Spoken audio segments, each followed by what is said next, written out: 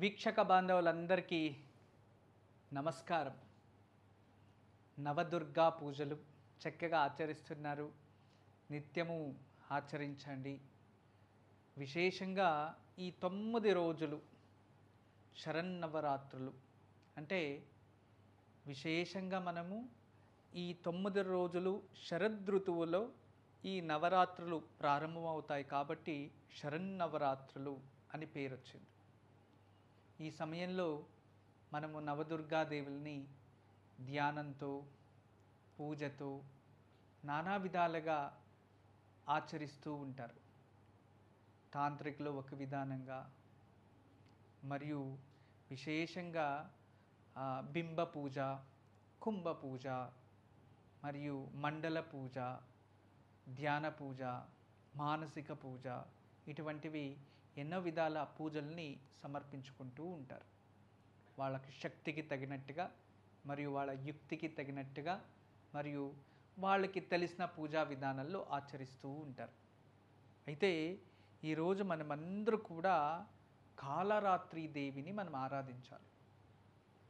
నవదుర్గాల్లో సప్తమ శక్తి కాళరాత్రి అంటే చీకటి. అమ్మవారి చేతిలో మనకి ఏదైనా మెరుపులు వస్తూ ఉన్నప్పుడు మనకు కనబడుతుంది కదా, ఆ మెరుపు తీగే అమ్మవారి ఆయుధంగా ఉంటుంది. అంత శక్తియుతమైన వారు. ఆ కాళరాత్రి చూడ్డానికి చాలా సౌమ్యంగా ఉంటుంది, కానీ మెరుపు తీగంత శక్తి.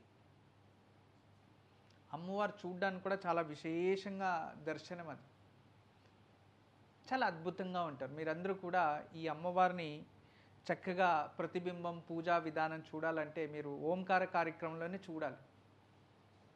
ఈ సప్తమి రోజు ఓంకారం ఉదయం 8 నుంచి 9 గంటల వరకు జీ తెలుగులో వీక్షించండి. చాలా విశేషమైన పూజ మీరు గ్రహిస్తారు. అది చూడడం కూడా ఒక అదృష్టం అనిపిస్తుంది. అంత అద్భుతమైన దర్శనాన్ని అమ్మవారు ఇస్తూ ఉంటారు.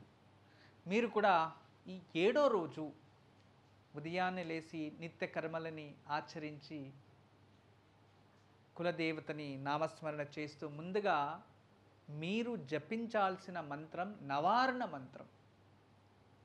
ఈ నవారణ మంత్రాన్ని చక్కగా 108 సార్లు జపించండి. ముందుగా ఓం ఐం హ్రీం క్లీం చాముండాయై నమః ఈ నామాన్ని చక్కగా జపించండి. 108 సార్లు జపించిన తర్వాత ఈరోజు ప్రధాన దేవత నవదుర్గాల్లో కాళరాత్రి. ఓం కాళరాత్రి దేవ్యై నమః అనే నామాన్ని 108 సార్లు జపించండి. తదుపరి మనం విశేషంగా ఈ నవశక్తుల్లో ఈరోజు సుప్రభ అనే శక్తి. ఓం నమో భగవతి సుప్రభాయై నమః ఈ నామాన్ని 108 సార్లు జపించాలి. ఇది అయిన తర్వాత 4వ మంత్రంగా విశేషంగా మనం జపించాల్సినది ఈరోజు చండిక.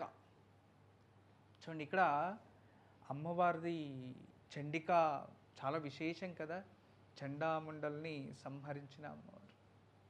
అందుకే ఈరోజు ఓం నమో భగవతి చండికాయై నమః ఈ నామాన్ని కూడా 108 సార్లు జపించాలి. ఈ 4 నామాల్ని 108 సార్లు జపించిన తర్వాత ఇక నిత్య ఆరాధనకి వెళ్ళిపోవాలి. 9 రోజులు ఆరాధనలోకి ముందుగా చక్కగా అఖండ జ్యోతిని మీరు చక్కగా కాపాడుకుంటూ వస్తూ ఉంటారు.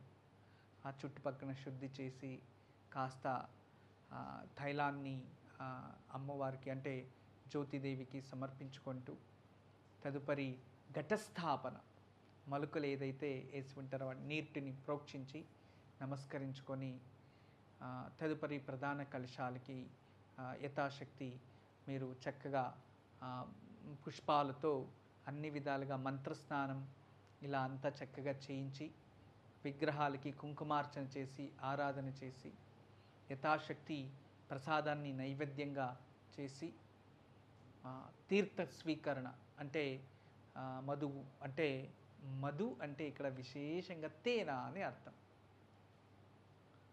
ఈ తేనెని నిమ్మరసంతో కలిపి కాస్త నీరు పోసి పానకంలా తయారు చేసి తీర్థంగా స్వీకరించండి. అది స్వీకరించిన తర్వాత తదుపరి సాయంత్రం యథాశక్తి మీరు మళ్ళీ ధ్యానం చేయవచ్చు. లేదో అమ్మవారి ముందు కూర్చొని యథాశక్తి నైవేద్యం చేసి చక్కగా దేవి ఖడ్గమాల, దుర్గా కవచం మరియు సప్తఋషి పారాయణం ఇలాంటివి మనం కూడా విశేషంగా మనము పూజ చేసుకోవచ్చు.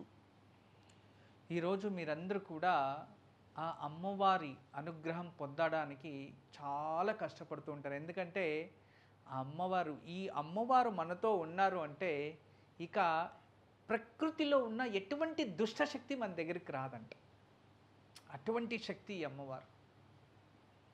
ఈ అమ్మవారిని పూజించడం, నామస్మరణ, ప్రకృతిలో ఉన్న దుష్టశక్తి మన దగ్గరికి రాదు. నెగిటివ్ ఎనర్జీ, ఇప్పుడు పాజిటివ్ ఎనర్జీ ఎంత ఉంటుందో నెగిటివ్ ఎనర్జీ అంతే ఉంటుంది. దైవశక్తి అయిన తర్వాత దుష్టశక్తి కూడా ఉంటుంది. అవును కదా?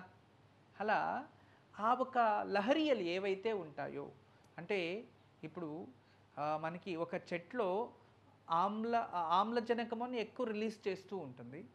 అదే విధానంగా ఇంగాల డయాక్సైడ్ అది తీసుకుంటూ ఉంటుంది. అదే విధానంగా మనిషి శరీరం ఆమ్లజనకాన్ని స్వీకరించి వేడి గాలిని బయటకు వదులుతూ ఉంటాడు.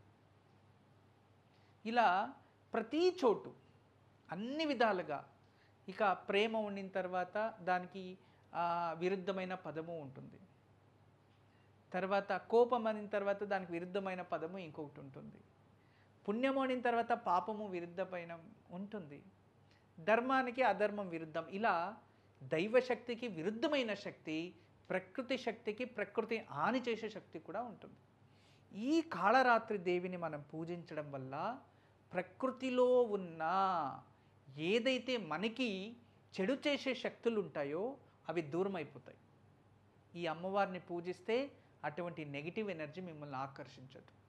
దీంట్లో చాలామంది చాలా విధాలుగా అంటూ ఉంటారు, బ్లాక్ మ్యాజిక్ చేశారనో లేదు ఇంకోటి ఏదో చేసేసారు, మాకు చెడు చేసేసారు, తర్వాత మాకు ఏదో ఎక్కడో దాటేశాను దానివల్ల ఇలా అయిపోయింది, తర్వాత వీళ్ళకి ఏదో శక్తి వీళ్ళలో ప్రవేశం చేసి వీళ్ళకి అన్నీ కూడా చెడు జరిగేలా చేస్తుంది.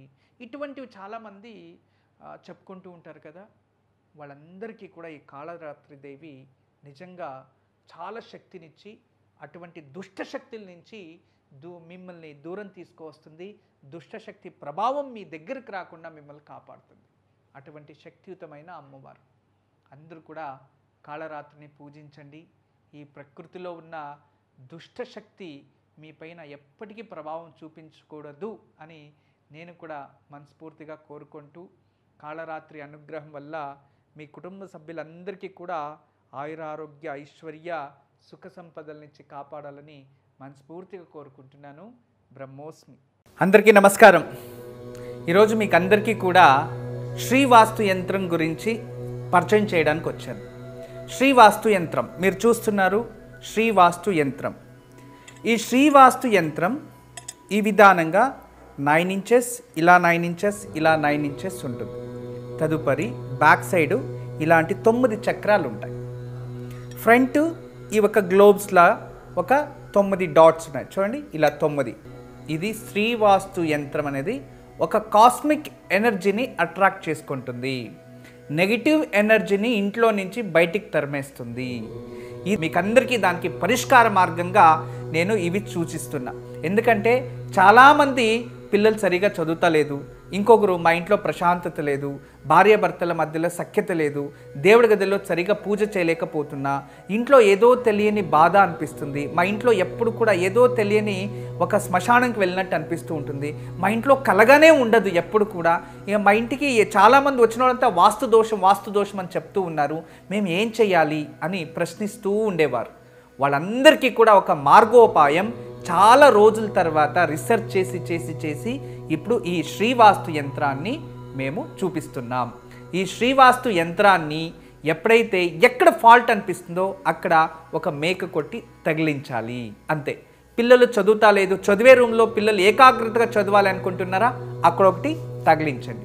మీరు నిద్రించే ఒక రూమ్లో మాకు సరిగా నిద్ర వస్తలేదు, పడుకుంటే చెడు కళలు వస్తున్నాయి, నిద్రించే గదిలో ప్రశాంతత లేదు అనిపిస్తుంది, అక్కడ ఒకటి తగిలించండి. లేదు ఎవరో వాస్తు దోషం అని చెప్పారా, ఇంట్లో వాస్తు దోషాని కోసం ఇంటి హాల్లో ఒకటి తగిలించండి. లేదా పూజ గదిలో ఏదో ప్రశాంతత లేదు, సరిగ్గా ఏకాగ్రత లేదు, మెడిటేషన్ చేయలేకపోతున్నా అంటే పూజ గదిలో ఒక మేక కొట్టి అక్కడ ఒకటి తగిలించండి. ఎక్కడైతే ఇంట్లో వాస్తు దోషం ఉంది అని ఎవరైనా చెప్తారో ఆ ప్రదేశంలో ఆ ప్లేస్లో జస్ట్ ఒక మేకు కొట్టి దాన్ని తగిలించండి, ఆ వాస్తు దోషం అక్కడి నుంచి వెళ్ళిపోతుంది. చాలా అద్భుతము, చాలా విశేషమైన శ్రీవాస్తు యంత్రం మీ వరకు తయారు చేయించాము. దీన్ని ఉపయోగించండి, దీన్ని లాభం పొందండి. నమస్కారం. వాస్తు యంత్రం సంప్రదించవలసిన నెంబర్లు 8844452344 040682766622.